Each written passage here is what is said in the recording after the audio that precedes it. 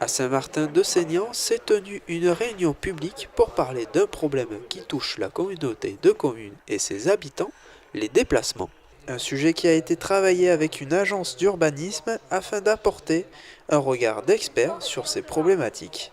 Donc nous, on a accompagné la communauté de communes sur la mise en place d'actions sur lesquelles elle peut réellement agir. La première chose sur laquelle elle peut réellement agir, c'est organiser son territoire pour être attractif pour les transports en commun. J'entends par là que si un territoire est compact, c'est-à-dire que si les gens habitent là où les transports en commun peuvent passer, ça vaut le coup pour les transports en commun peut-être de venir demain. Donc là, on les a incités à travailler sur ces thématiques-là, les thématiques de la ville, recentrer la ville, redensifier pour recréer des formes de proximité. On a parlé aussi du fait que le territoire est étendu et que le bus ne pourra pas aller partout. Et donc là, on a travaillé avec eux sur comment on pourrait mettre des stationnements vélo, des stationnements voitures à proximité de l'offre de transport en commun, de façon à pouvoir s'en rapprocher.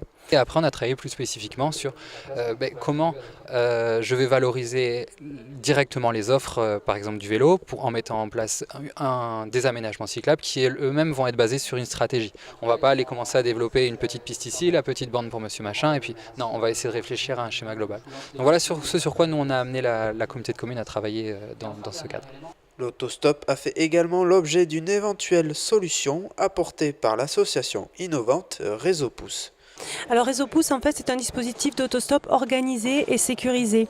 L'idée, c'est de profiter du flux de véhicules qui passent sur les axes chaque jour pour les ouvrir à des personnes qui n'ont pas de moyens pour se déplacer ou qui ont choisi de ne pas prendre leur véhicule. C'est un dispositif sécurisé, c'est-à-dire qu'on s'inscrit sur Internet ou en mairie, on présente une pièce d'identité, en échange on reçoit une carte membre et après on fait du stop à des arrêts identifiés donc, qui ressemblent à des arrêts de bus.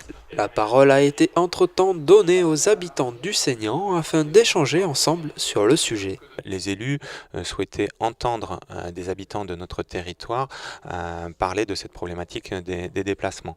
Et je crois que les enseignements qu'on peut tirer ce soir de ces échanges, c'est que la préoccupation principale, l'attente principale, elle est en termes de transport collectif.